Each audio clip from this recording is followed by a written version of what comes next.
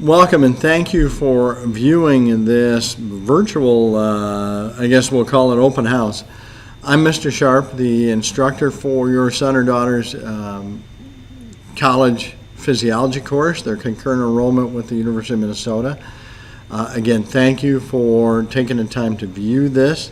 I apologize that some medical fun kept me away from open house, but I wanted to have this conversation prior to conferences coming up this week so that we could best utilize our time at conferences on what we can do to help your child as opposed to what should they expect from the course. Okay. Important information to start with. Here is my contact information. Please contact me at any time that you might have a question. We do have a benefit here that while it's a college course, if your son or daughter were taking this at the university, with FERPA laws, my hands would be tied, and if I was a university professor, there's nothing we would talk about other than, hi, I'm glad to know your name. Since we're doing this in the high school, that frees up a little bit of that FERPA law so that really we can discuss your student in this class. So don't hesitate. Again, while email may be the faster response, please utilize voicemail if that's more functional for you. Also, I've listed there I am also the AP Biology instructor and Honors Chemistry instructor. A lot of science fun goes on in here, and I'll refer to that again when we talk about Target Day. Here's the big things coming up that are important for you. This Tuesday, I hand out a pre-conference assessment for all my classes to have the students go through with a parent. So expect that to come home or ask for it and go through it with them. The big purpose, number one, is to just start a dialogue with you before conferences about the course and how it's going and what are they doing to try and be the most successful they can be. The second benefit, which we'll talk about in a minute, is it allows us to utilize that 5 little minutes of time at conferences to the best of our ability to address what we need to do as opposed to just talking about the class. Also know that this Wednesday is when the school puts out the midterm reports. Our midterm we're taking on Monday. The grades in this course are the weekly quizzes. The midterm, the final, those are the only exams we have, like the college course, and then the lab work when we get started on our lab work.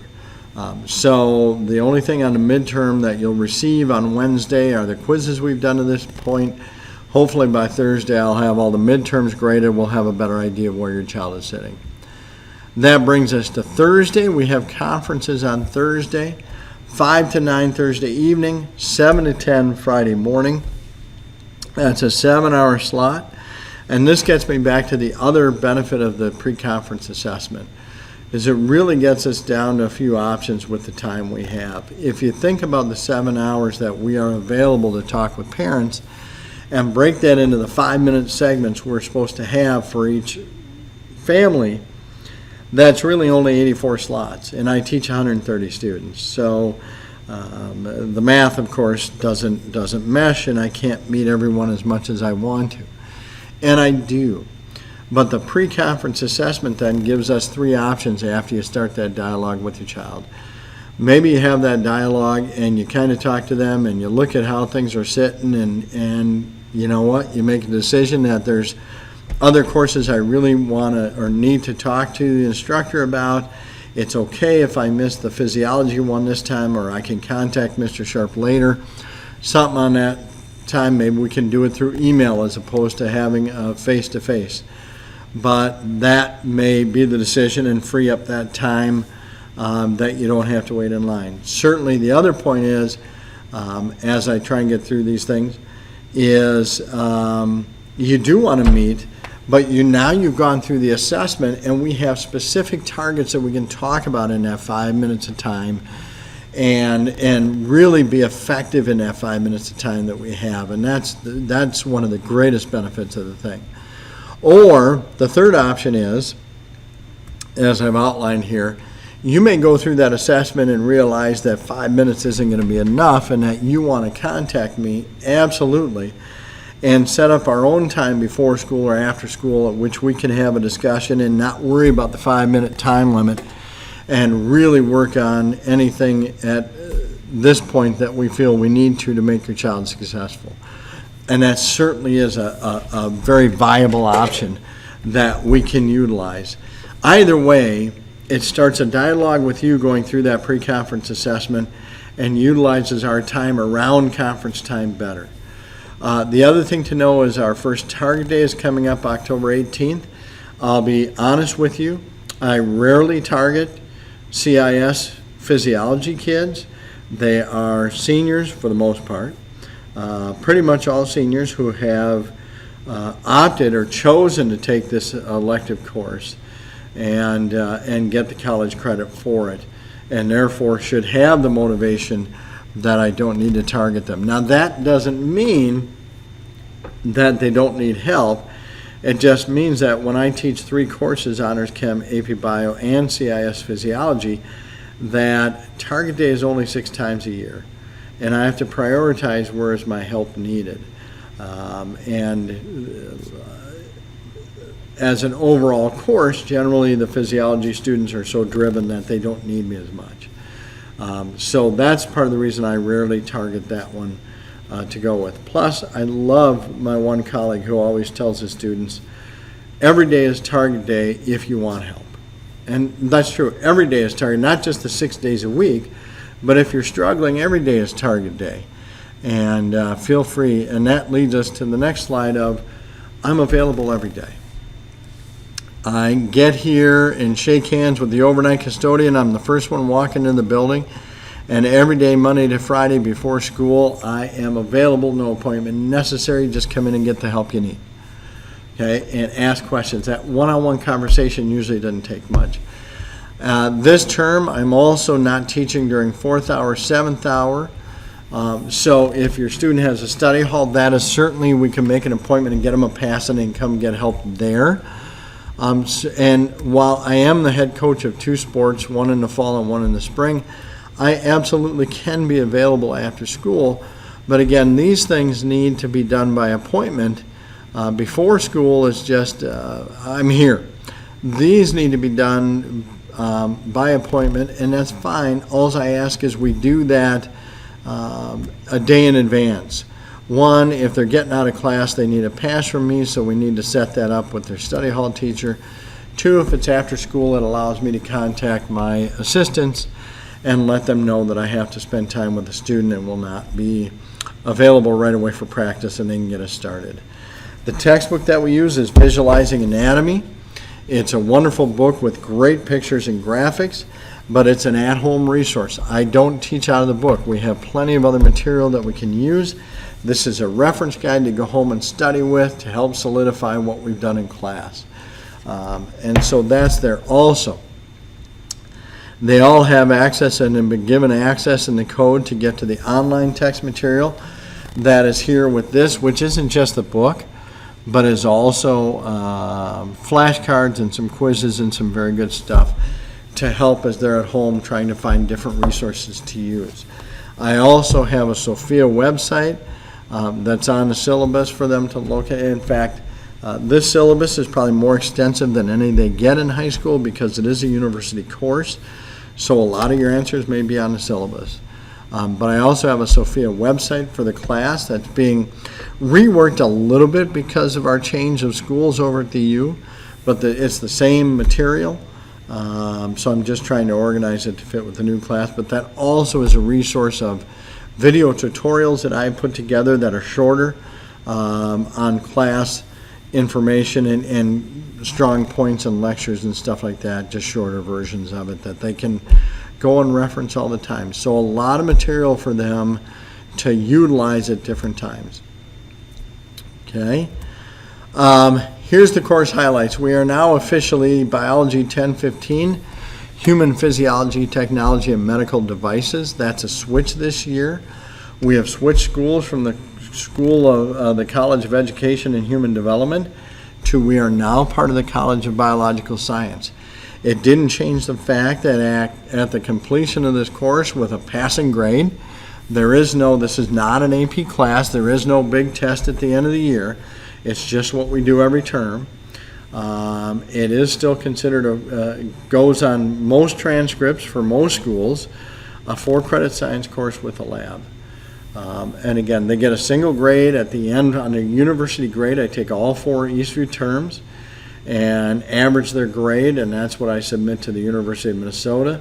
And if that's a passing grade, they get those credits.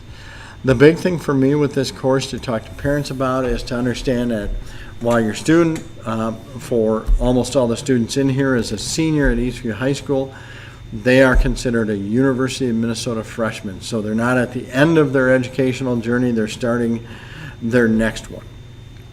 And that's key because when we get to the springtime and college acceptances start happening and everything else, there is sometimes a tendency to slide and not want to do the work that got them there in the first place.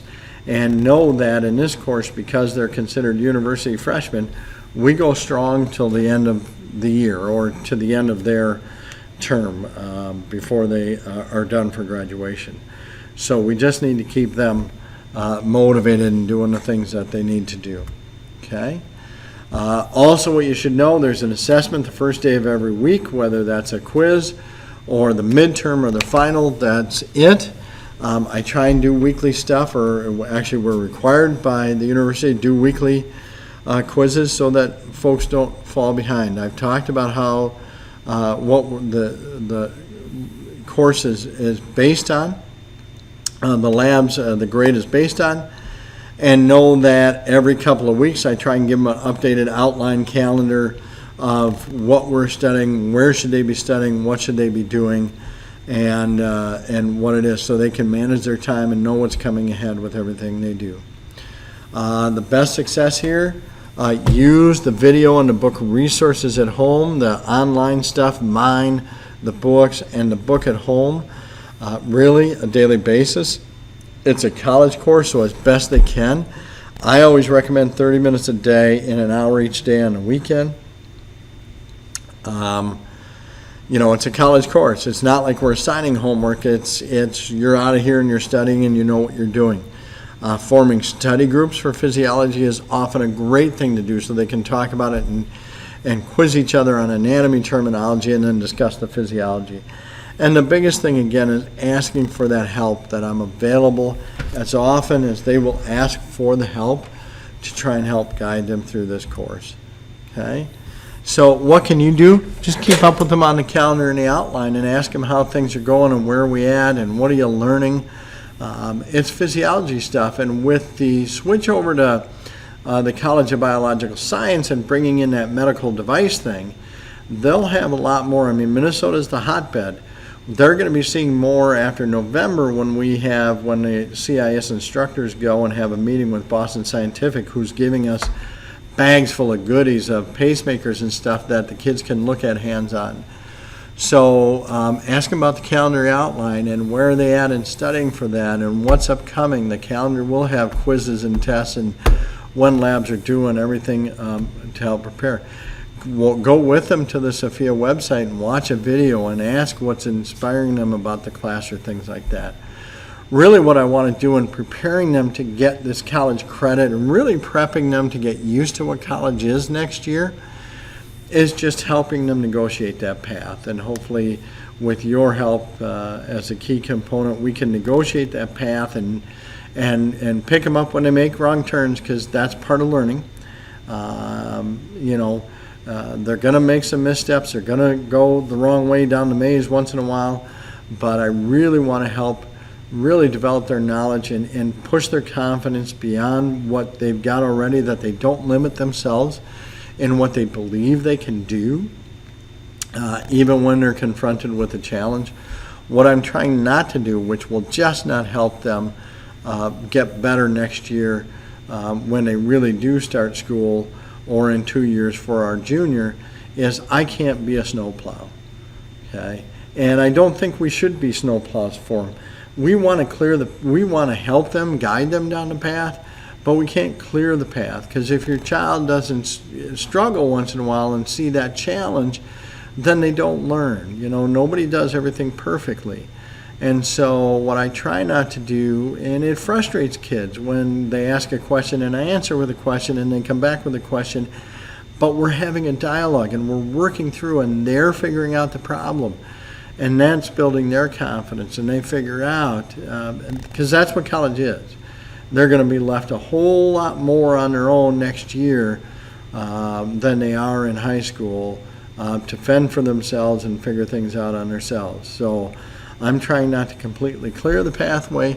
I'm trying just to guide them through and help them understand. And we can do that together. Please don't hesitate to contact me at any time with any questions you may have.